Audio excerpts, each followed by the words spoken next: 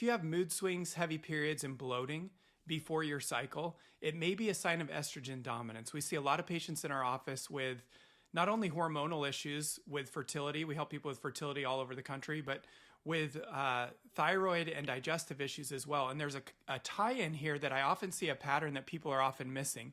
So if you're someone with those symptoms and we think of estrogen dominance, it could be an estrogen dominance problem, but with estrogen dominance, it's not just always too much estrogen. So if you just checked estrogen on your labs and it was within normal range, that does not tell you the full picture. What you really need is that relationship between estrogen and your progesterone. And the bigger that gap is, so let's say you have normal estrogen, but the progesterone is really, really low. That's the same as if your progesterone was normal or your estrogen was super high. So we're missing that piece, but it's the gap that we're looking at. So not only can low progesterone be a piece that often I see get missed, that can make a massive difference.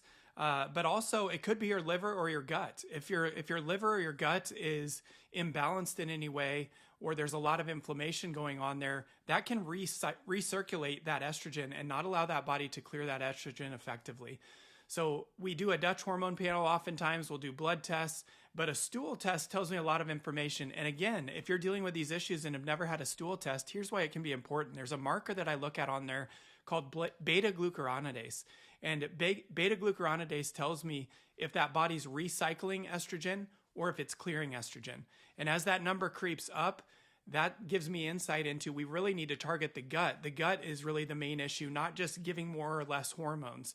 And in doing so, it can make a massive difference. So I really hope that you gain some insight here. If you're dealing with those issues, like I said, PMS issues, bloating, mood swings, heavy periods, I really encourage you to get a full panel done.